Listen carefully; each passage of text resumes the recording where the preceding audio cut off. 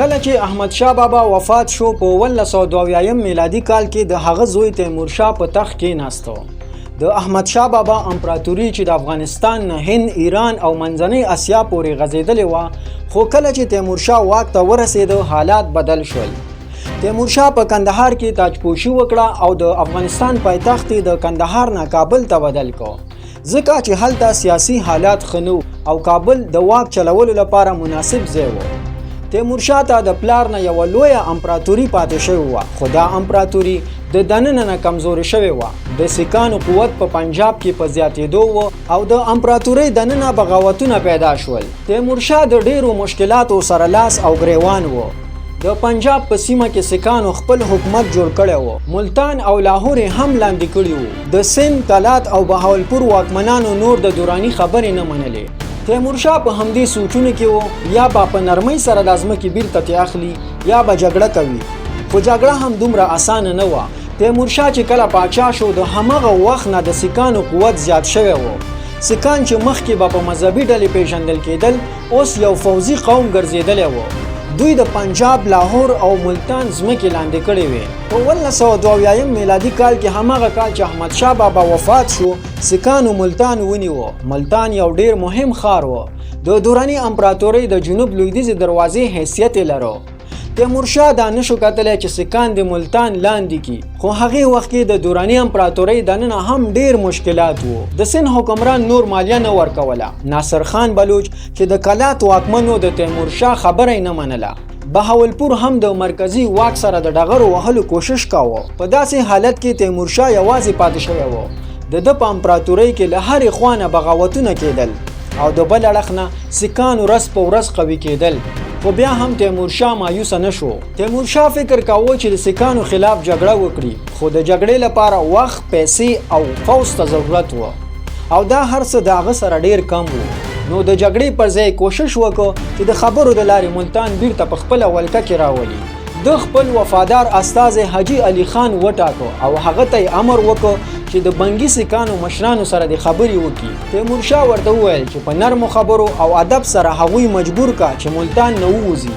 حاجي علي خان د ملګرو سره یوځای د سیکانو خواته روان شو. کله چې حاجي علي خان د سیکانو مشرانو ته ورسېده، د باید همغسې کړي چې پاچا ورته ویلو، یعنی په نرمه او ادبي لهجه خبرې او صبر. خو حاجي علي خان د خلاف کار وکړ. هغه سیکانو ته وویل چې ملتان خوشي کړئ، که نه د افغان پاچا قهر به په تاسو راشي او برباد به مو کړي. دا خبرې په سیکانو بدې ولګېدې. هغوی د دې په ځای چې خبرې وکړي، فیصله یې وکړه چې یو سخت پیغام ورکړي. هغوی حاجي علي خان یوې ونې پورې وتاړه او په هماغه ځای یې وویشته او ویې واژه، خو د هغه نور ملګري ونه وژل. هغوی یې خوشي کړل چې لاړ شي او پاچا ته دا پیغام ورسوي. کله چې حاجي علي خان ووژل شو او پیغام بیرته کابل ته راورسېدو، تیمورشاه ډیر غوسه شو. تیمورشاه وویل سیکانو یوازې ملتان نه دی نیولی، هغوی زما استازی هم وژلی، چې دا د افغان پاچا د تاج بې عزتي ده. تیمورشاه فیصله وکړه چې نور باید صبر ونه کړي او د ملتان د بیرته نیولو لپاره جګړه وکړي. خپلو قومندانانو ته یې امر وکړ چې فوز تیار کړي، خو فوز تیارول هم دومره اسانه نه وو. د افغان فوز تعداد کم و، وسلې زړې وې او خزانه خالي وه. په امپراتورۍ کې دننه هم بغاوتونه روان وو. سند مالیه نه ورکوله، کلات بیل شوی و او بهاولپور هیڅ خبره نه منله. تیمورشاه غوښتل چې د خپل پلار په لاره لاړ شي، خو هغه هم له ډیر سخت حالت سره مخ و. بل خواته سیکان ډیر منظم، وسلوال او متحد وو. دوی له جګړې نه ویره نه لرله او د ملتان پرېښودو ته هیڅ تیار نه و. تیمورشاه پوه شو چې که جګړه شروع کړي نو دا به اوږده او ګرانه وي، خو د حاجي علي خان وژنې هغه ته دا اجازه نه ورکوله چې غلی پاتې شي. د خپل فوز یو قوي قطار تیار کړ او روان شول. دا د افغانانو او سیکانو په منځ کې یوه لویه جګړه وه، د واک، عزت او تاریخي میراث جګړه. تیمورشاه د کابل نه د فوز سره روان شو. د ده مقصد و چې ملتان بیرته ونیسي او د افغان فوز عزت وساتي. په فوز کې قوي جنګیالي وو، خو شمیر ډیر نه و. دوی د اوږدو سفرونو، لوږې او ګرمۍ نه ځورېدل، خو بیا هم د پاچا لپاره جنګ ته تیار وو. کله چې فوز ملتان ته ورنږدې شو، سیکان هم خبر شول. هغوی سم د لاسه تیاری ونیوه. هغوی پوهېدل چې افغانان بدل اخیستلو ته روان دي. دواړو طرفونو فوزونه تیار کړل. یو خواته د افغانانو بیرغ و چې د احمدشاه دراني میراث یې پورته کړی و، او بلې خوا د سیکانو بیرغ چې د پنجاب واک یې نه پرېښوده. جګړه شروع شوه، د توپونو غږ، د تورو شړنګ او د اسونو چغې وې او افغانانو خپله زړورتیا ښکاره کړه او د ملتان دیوالونو خواته ورننوتل. خو ملتان یو کلک ښار و، د دیوالونو شاته قوي دفاع موجود وه. سیکانو په اوچتو ځایونو کې توپونه ایښي او د هرې خوا نه یې حملې کولې. د افغان فوج ډیره برخه د ستړیا، تندې او د وسلو کمښت سره مخ وه. دوی د خپل ټول قوت سره جنګېدل او سیکانو ته سخت شکست ورکړ. د هغوی مشران وتښتېدل او ملتان بیرته د افغانانو لاسته راغی. د ملتان د جګړې نه وروسته تیمورشاه بیرته کابل ته راغی. دلته هم حالات سم نه وو. تیمورشاه کوشش کاوه چې حکومت وساتي، خو د ډیر فشار، کورني مخالفتونو او د بهرنیو حملو سره مخ و. بیا هم هغه کوشش کاوه چې خپل سلطنت متحد کړي. د ملتان د جګړې وروسته تیمورشاه خپل زیات وخت کابل او کندهار کې تیر کړ.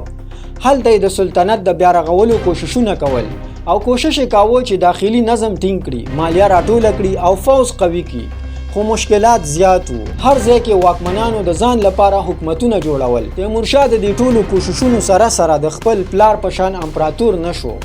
د ډیر زامن لرل چې هغوی هم خپلو کې یو د بل سره دشمنان وو. تیمورشاه په 1993 میلادي کال کې وفات شو. د ده د مرګ نه وروسته د دراني امپراتورۍ زوال شروع شو. دا هغه امپراتوري وه چې احمدشاه بابا جوړه کړې وه چې له افغانستان نه تر هند، ایران او منځنۍ اسیا پورې سلطنت و. خو د هغه د نوسیانو د خپلمنځي جنګونو او اقتدار ترلاسه کولو په ضد کې دا امپراتوري د زوال سره مخ شوه. امپراتوري یوازې په زور، جنګ یا په پیسو نه ساتل کیږي. هغه یووالی، عدالت او ولسي ملاتړ ته ضرورت لري. نو دا باید هیر نه کړو. که اتحاد له منځه لاړ شي نو هر لوی سلطنت کمزوری کیږي او په آخر کې له منځه ځي. په بله ویډیو کې به د تیمورشاه د زامنو او د دراني امپراتورۍ د زوال باره کې معلومات درکړم. د ویډیو کتلو نه مو ډیره مننه. د نورو ویډیوګانو کتلو لپاره زموږ یوټیوب چینل در سره سبسکرایب کړئ، ویډیو در سره لایک کړئ او کمنټ کې مو خپل نظر ولیکئ. مننه.